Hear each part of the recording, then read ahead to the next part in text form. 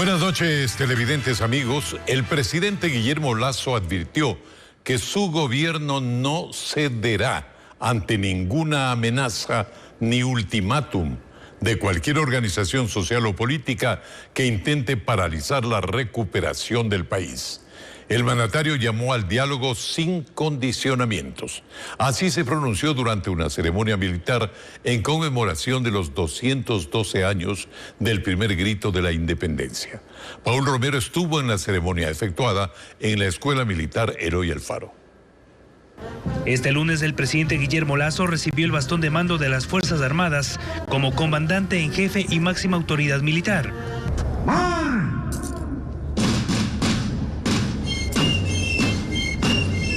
El mandatario presidió la ceremonia en conmemoración de los 212 años del primer grito de la independencia del 10 de agosto de 1809, que se realizó en la Escuela Militar Eloy Alfaro de Parcayacu. Por esta fecha histórica, las Fuerzas Armadas organizaron un desfile con tanques de guerra, helicópteros, paracaidistas y otras unidades operativas de élite. En su discurso por el primer grito de la independencia, el presidente se refirió a los condicionamientos al gobierno por parte de la CONAIE y otras organizaciones sociales. Surgen ciertas voces que pretenden sumirnos en el despotismo, el autoritarismo y en la amenaza. Son voces que no ofrecen diálogo, sino ultimátums. Los ultimátums solo los dan aquellos que no se sienten capaces de mover a sus semejantes con la fuerza de sus ideas y razonamientos, sino con la fuerza de la violencia. Dijo que su gobierno está dispuesto a conversar, pero aclaró: nunca cederemos amenazas, porque eso echaría abajo todo el buen trabajo que estamos haciendo para brindar estabilidad al Ecuador. Por su parte, el comandante del ejército dejó clara la posición institucional ante eventuales hechos de violencia como los ocurridos en 2019. Por la acción del crimen organizado internacional y por la grave alteración interna, como se pudo evidenciar en los incidentes de octubre del 2019. Estos nuevos retos deben ser enfrentados con absoluta decisión y firmeza, pues atentan no solo contra la soberanía nacional, sino contra la existencia misma de los estados y de los conciudadanos. En ese contexto, por primera vez Lasso se pronunció sobre la crisis política en el municipio de Quito. Porque el calificativo Quito, Luz de América, pertenece ante todo a este pueblo noble y rebelde que no merece lo que hoy sucede en el municipio de la ciudad de Quito.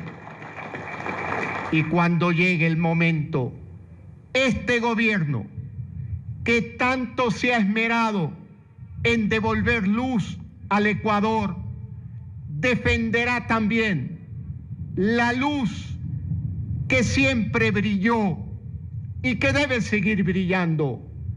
Aquí en Quito, nosotros jamás abandonaremos al pueblo quiteño. Para este miércoles, varias centrales sindicales y organizaciones sociales convocaron a una movilización en contra del gobierno. Sí, la CONAIE y Pachacutic anunciaron su apoyo a las movilizaciones anunciadas para este miércoles por las centrales sindicales en contra del gobierno, es decir, mañana. El presidente de la CONAIE lanzó una nueva advertencia al gobierno.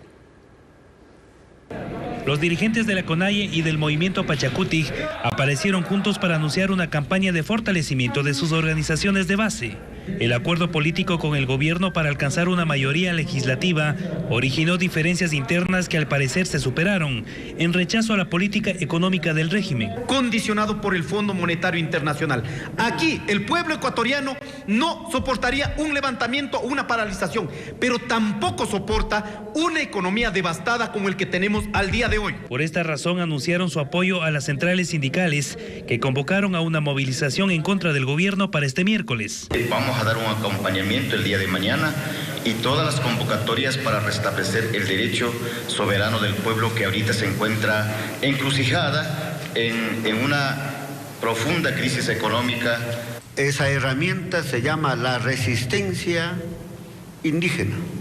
Es una herramienta constitucional.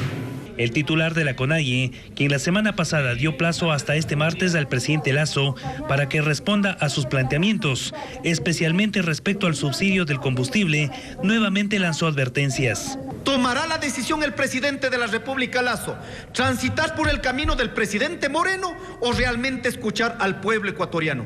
Además del subsidio al combustible, exigen la regulación de las tasas de interés del sistema financiero y el fin de las concesiones mineras.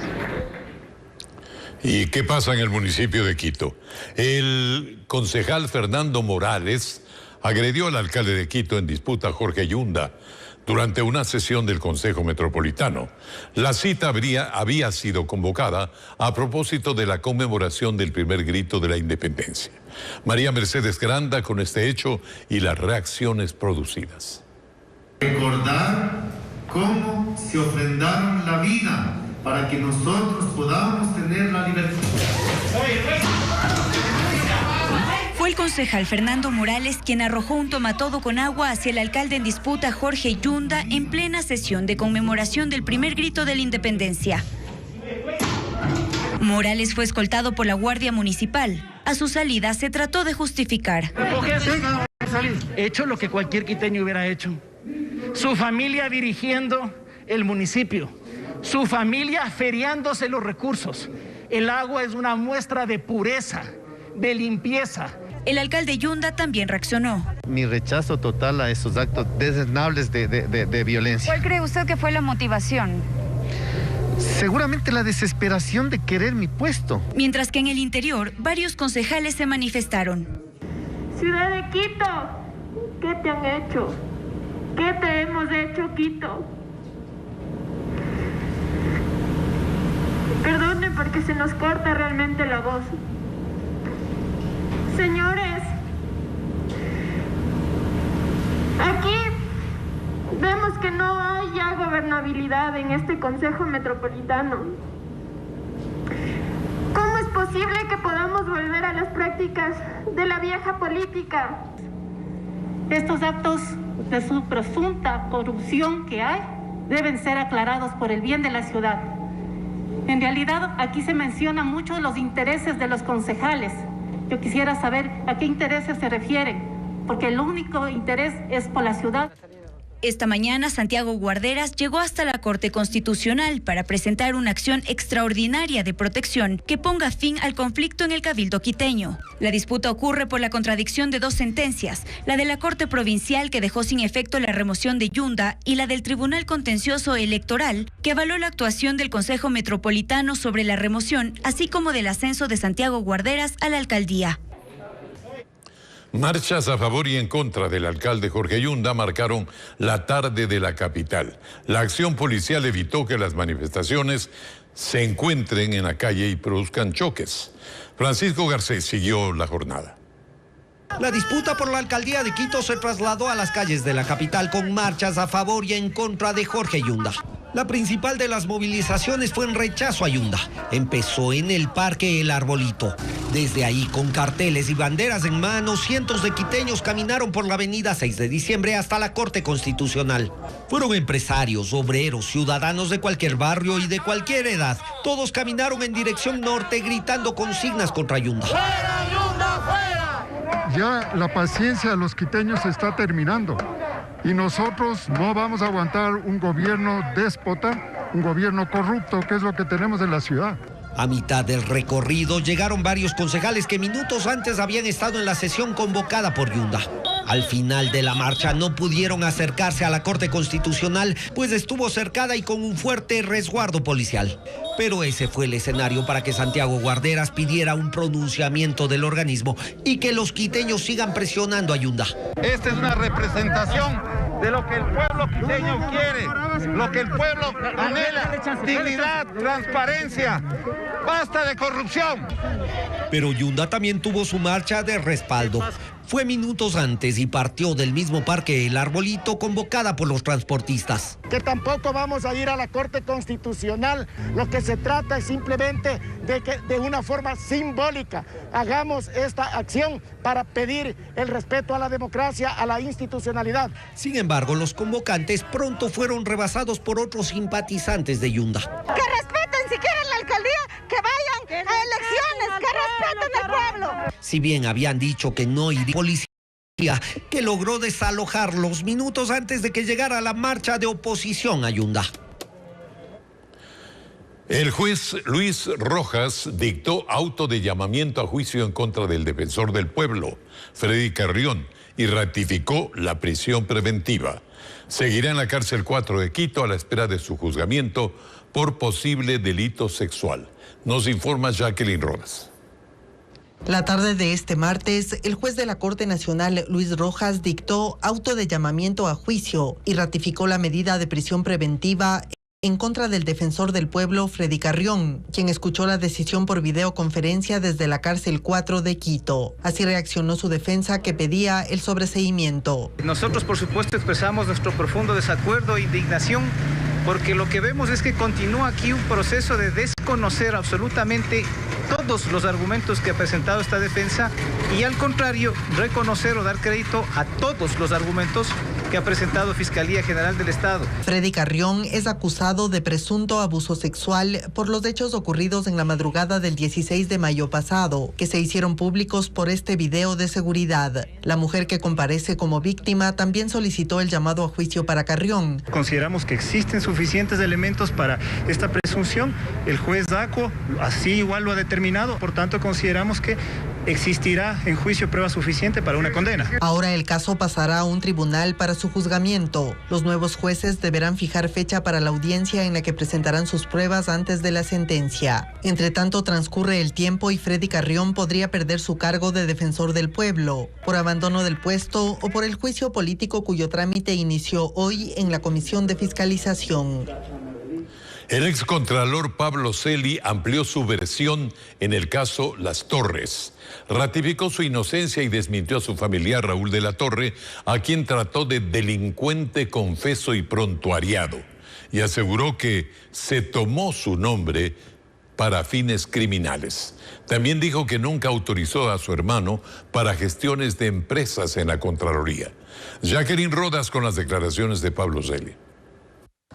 Cuando faltan 2 días para que termine la instrucción fiscal del caso Las Torres, el excontralor Pablo Celi solicitó ampliar su versión, explicó los procedimientos dentro de la Contraloría y negó formar parte de la trama criminal que se investiga. Jamás he solicitado dinero o autorizado a terceros a pedirlo en mi nombre por ningún concepto, mucho menos para desvanecer glosas o direccionar informes de auditoría. Dijo que Raúl de la Torre, quien es hijo de su prima, fue asesor en Petroecuador y lo sentenciaron en Estados Unidos por conspiración para lavar dinero, se tomó su nombre para fines delincuenciales. Con el señor José Raúl de la Torre, que evidentemente ha buscado aprovecharse del parentesco por mi apellido materno, no he tratado nunca asuntos de la Contraloría. Al decirlo bajo juramento, ha incurrido en un nuevo delito, el de perjurio, que se suma a su prontuario e invalida su ya desvalorizada palabra, carente de la más mínima credibilidad al provenir de un delincuente confeso. Raúl de la Torre, que a decir de Pablo Celi, es un testimonio de condena, debió haber sido aquí también parte de este proceso penal y sobre todo no haber sido acogido en la calidad de testigo protegido. También se refirió a su hermano Esteban Celi, quien como él está detenido en la cárcel 4 de Quito y el próximo 26 de agosto aceptará el delito de delincuencia organizada y se someterá a procedimiento abreviado para obtener una rebaja de pena. Nunca pedí ni autoricé a mi hermano José Luis Esteban Celi de la Torre para que se relacione con empresas o personas interesadas en resoluciones de Contraloría y mucho menos para que gestione en mi nombre pagos por procedimientos en la Contraloría, a lo que no podía tener acceso por mi intermedio de ninguna forma. Aquí el derecho penal juzga las acciones de las personas y en ese sentido, obviamente, lo que haya hecho o dejado de hacer Esteban Celi tiene que responder él y tiene que él justificar. Para este miércoles está previsto que rindan testimonio anticipado otros 3 testigos protegidos. Pachacutic suspende durante 2 semanas a Rosa Cerda en sus funciones como asambleísta. La Comisión de Ética y Disciplina de Pachacutic tomó esa resolución tras analizar las declaraciones que hizo la legisladora en una convención política en Napo. El anuncio lo hizo Marlon Santi, coordinador nacional del movimiento político. Reiteró que los principios de la organización deben ser respetados por todos sus militantes y representantes de elección popular. Además, existe otro proceso contra Rosa Cerda en la Asamblea en general, por el mismo caso, sus declaraciones.